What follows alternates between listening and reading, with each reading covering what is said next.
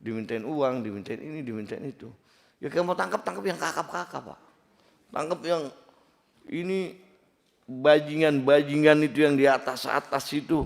Narkoba pengedar-pengedar itu yang mesti ditangkap. Itu yang merusak tunas-tunas bangsa itu. Terima kasih. Karena kita begini, ikan sepat, ikan lele. Lebih cepat, lebih bagus. Assalamualaikum warahmatullahi wabarakatuh. Mohon izin Bu. Sebentar, kita perpanjang dulu waktu sampai 15.00 ya. Oke. Ya. Yang saya hormati pimpinan Pak Dede dan sahabat-sahabat dari Komisi 3. Yang saya hormati Kepala BNN Pak Suyudi. Pak Suyudi ini mukanya adem Pak. Cocok beliau ini di sini.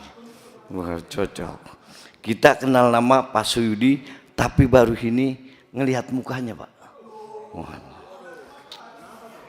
top pokoknya Pak Suyudi. Saya hanya dengar nama beliau, kinerja beliau di waktu di Banten. Dan juga yang saya hormati Dirtipid Narkoba. Mudah-mudahan besok Pak, kalau rapat lagi pakai assalamualaikum.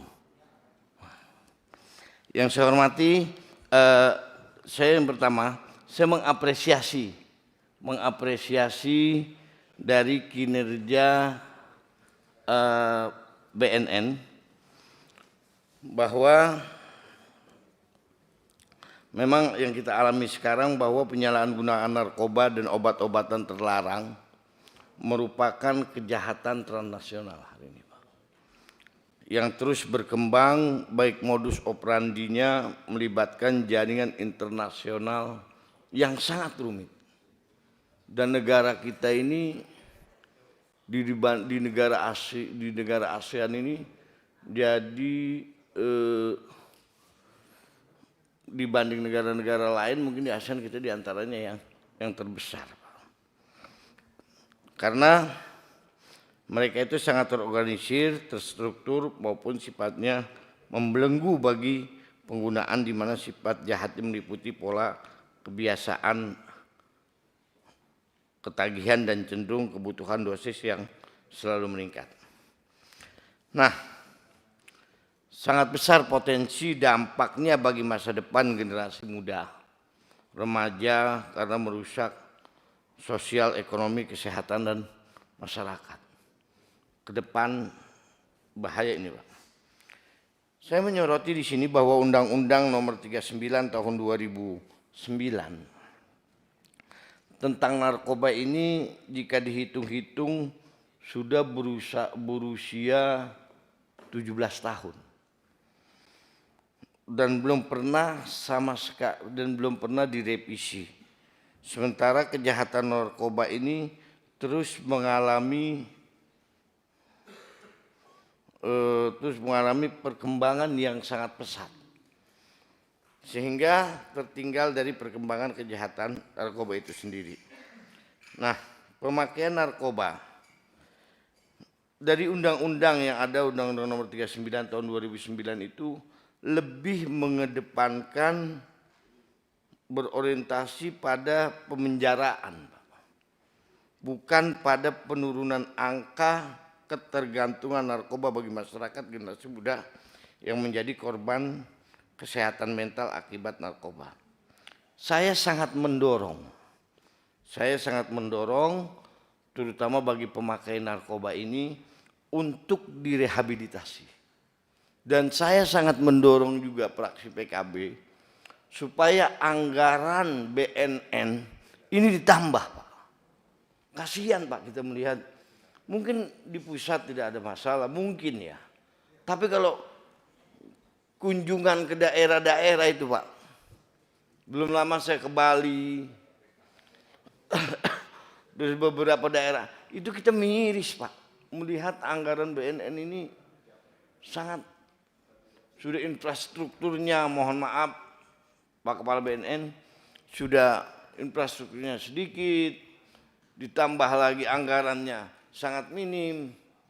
Sedangkan bandit-bandit narkoba itu Anggarannya mereka banyak, Pak. Kuat. Nah ini kita bagaimana caranya kita bisa untuk insya Allah mudah-mudahan ditambahkan dan kita dukung untuk para pemakai itu direhabilitasi, Pak. Sangat mendorong untuk direhabilitasi. Karena daerah ini seluruh provinsi yang ada di daerah itu tidak ada yang bebas dari narkoba. Kebetulan saya dapil Jakarta, Pak.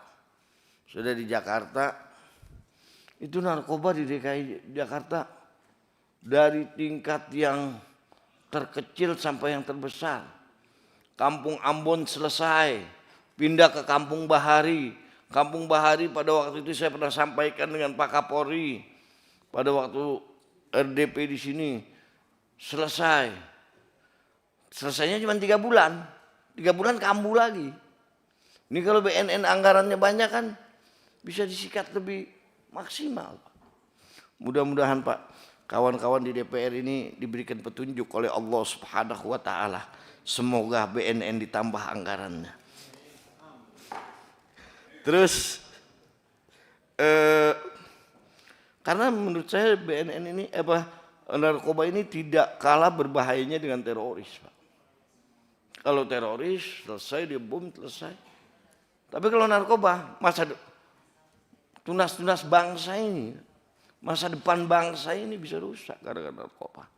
Nah, perlawanan atas peredaran narkoba gelap ini diarahkan pada penyempurnaan undang-undang yang orientasinya tidak hanya semata pemidanaan, tapi bagaimana mengurangi korban penggunaan atau penyalahgunaan sebagai pelaku dengan pendekatan rehabilitasi.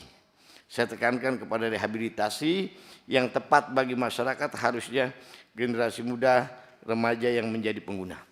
Nah, ini Pak yang terjadi di masyarakat. Saya kembali ke Dirtipid Narkoba.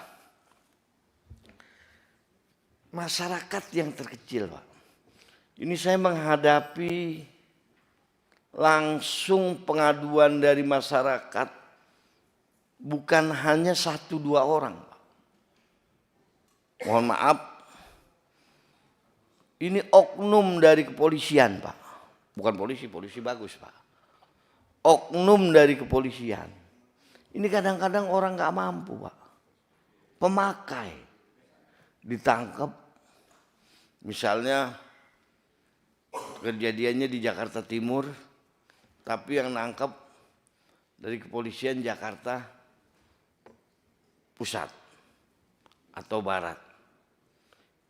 Jelas-jelas ini pemakai, seakan-akan seperti ada indikasi dijebak. Dibawa ini orang. Sebelum dibawa ke kantor polisi, itu pengguna narkoba ini dimuter-muter dulu, Pak, naik mobil, Pak. Negosiasi itu, Pak. Ini di DKI begitu, Pak. Negosiasi, deal, bayar 30 juta. Biasanya 50 juta, Pak. 50 juta karena dia orang nggak mampu, kurang jadi 30 juta. Dan rata-rata seperti itu, Pak. Ini oknum, Pak. Ini saya minta kepada di narkoba Baris Krim Polri, tolong lebih ditertibkan oknum-oknum yang ada di wilayahnya, di wilayah terutama di DKI Jakarta, di 6 kabupaten kota, Pak. Ini keluhan dari masyarakat, dan yang disasar masyarakat menengah, bukan masyarakat menengah, masyarakat ke bawah, Pak. Dan di daerah-daerah kumuh. Kebetulan di tempat saya itu beberapa daerah kumuh, dan langsung aduk saya, Pak. Langsung ke saya minta bagaimana ini, dimintain uang, dimintain ini, dimintain itu. Ya kamu tangkap yang kakap-kakap, Pak. Tangkap yang ini bajingan-bajingan itu yang di atas-atas itu. Narkoba pengedar-pengedar itu yang mesti ditangkap. Itu yang merusak tunas-tunas bangsa itu. Itu yang merusak generasi kita, itu yang mesti ditangkap. Mudah-mudahan ke depannya minta tolong Pak Komandan supaya ditertibkan di wilayahnya. Terima kasih Ketua. Assalamualaikum warahmatullahi wabarakatuh.